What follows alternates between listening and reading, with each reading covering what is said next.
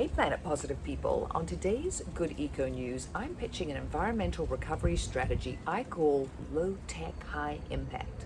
In other words, these are environmental solutions that don't require a ton of technology, but reap big, and I mean huge, rewards, results, resiliency, regeneration.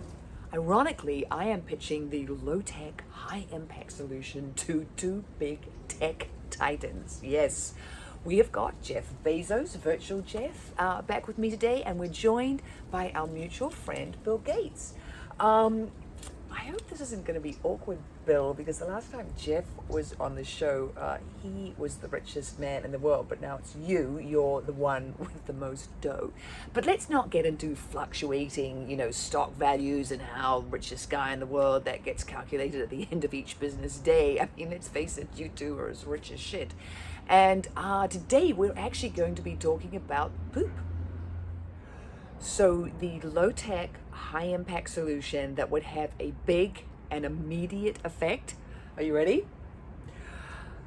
Fixing the world's degraded soil. Okay, I get it. It's not quite as sexy as some of the high-tech solutions that you guys are already funding and involved with, but please hear me out. Soil is not just the dirt beneath our feet. In fact, it should be called Carbon Town, because down there in that soil, let me put this in numbers that you guys can understand, billions. So there are 3,000 billion tons of carbon in the soil right now. That is more than the carbon that is in all the vegetation that you can see around you. That's all the rainforest, the boreal forest, the grasslands, the shrubs, every plant, all the visible carbon that you can see. That is peanuts in comparison to what is below the surface. However, we are degrading the soil in a way that's crazy. It defies logic. We farm so intensively, we graze pastures, we raise crops in a way that depletes the soil so much we have to throw fertilizer and other chemicals at it just to keep it semi-functional. We're chopping down the Amazon to make more land for cattle and soybean crops. We're doing the same in Indonesia for palm oil plantations. And every time we get rid of that vegetation, we don't just lose the carbon that's being held in the trees and the shrubs and the plants, we also are letting all the carbon in the soil go up into the atmosphere. Which brings me to you guys. A couple of months ago, some UN scientists came out with research saying that if we spent $300 billion, we could restore 900 million hectares. That's just under half of the degraded soil in the world. But we could restore it with $300 billion. That is, return it to grasslands, which animals eat, crops, which we eat, and then trees. So we'd be providing all this food, but we would also instantly sequester millions of tons of CO2. And we would also give ourselves this 15 to 20 year window to come up with long-term, permanent carbon emission reduction strategies. Now, I am not suggesting that as the world's two richest dudes, you should single-handedly be bankrolling soil restoration. Far from it. Hell, the nations of the world rack up $300 billion in military spending every 60 days. What if all that military spending was diverted to protecting the ecosystems that support life on Earth? That would be some common sense defense expenditure, right?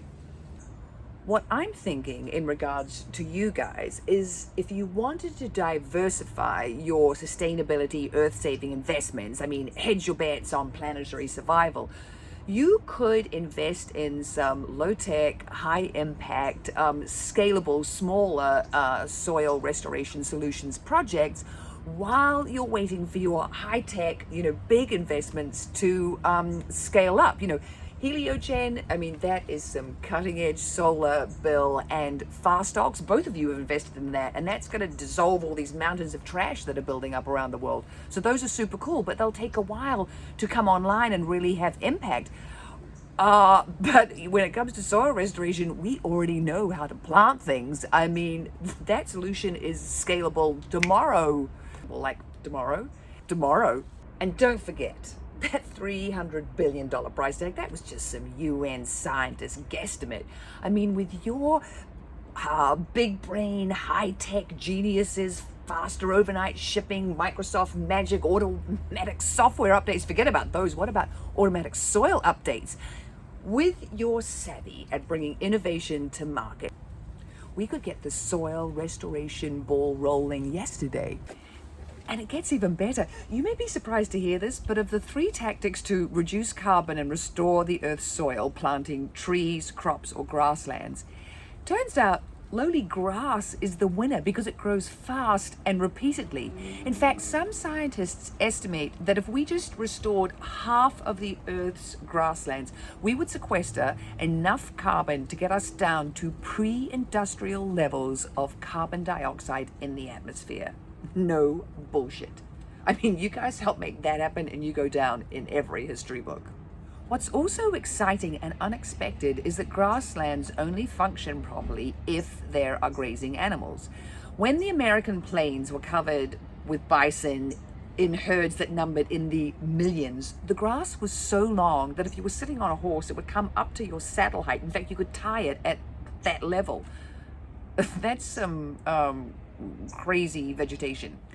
All those bison grazing intensely in packed herd conditions, they were dropping tons of poop and fertilizing urine, creating this sort of perfect storm of mulch for the grass to regenerate, to grow really quickly, and then also for all this organic material to accumulate in the soil below. I know it sounds kind of crazy. Here are another couple of crazy sounding things. Turns out cows don't have to be the eco bad guys. If we can manage our modern day ruminants, grazing animals, our cows, our sheep, goats, alpacas, and have them mob graze and then rest the grassland, mimicking what the bison and the way other wild migratory grazing animals still do in parts of Africa and the Arctic, we could restore the grassland. We could farm in a more holistic and humane way. We would be drawing down greenhouse gas emissions, and then we would still be able to eat a little bit of meat if we wanted to. And before you start telling me about cow burps, aka methane, even factoring that gas into the equation, we would still be lowering our carbon footprint. Think about the greenhouse gas content that was in the atmosphere when there were millions and millions and millions of bison roaming across America. It was nowhere near where we are now, 415 parts per million of CO2 in the atmosphere.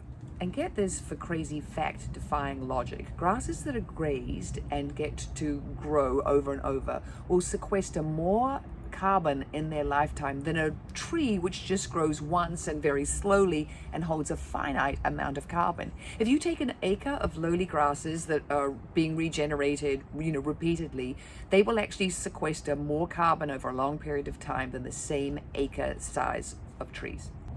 What I'm saying is we need to be listening to these soil scientists. They are telling us, look at these sustainable periods of the Earth's history and imitate these simple solutions. The Earth operated as this, self-contained, completely balanced, holistic ecosystem before we showed up and started changing things so dramatically and rapidly. And again, thinking of what your legacies can be, Jeff, Bill. I mean, it's going to take all kinds of strategies, from the simple restoring the grasslands using the not so sexy cows.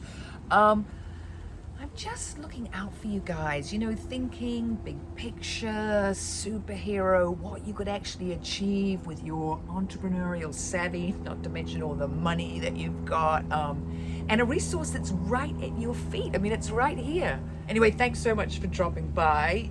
You guys can see what a fun hang I am. Why don't you get your people to call my people? Well, I'll make it easy for you. I don't have any people. Your people could call me direct and we could keep this magic going. And thank you for watching. If you stay tuned, the next video is also a low-tech, high-impact one involving plants. This will give us resiliency to sea level rise and coastal erosion. I like to call it a sand garden. So check that out. Do yourselves a favor. And please subscribe. Would it kill you to like the video? Share it with friends and ask me questions. Leave me comments. I'll see you next time. Thank you.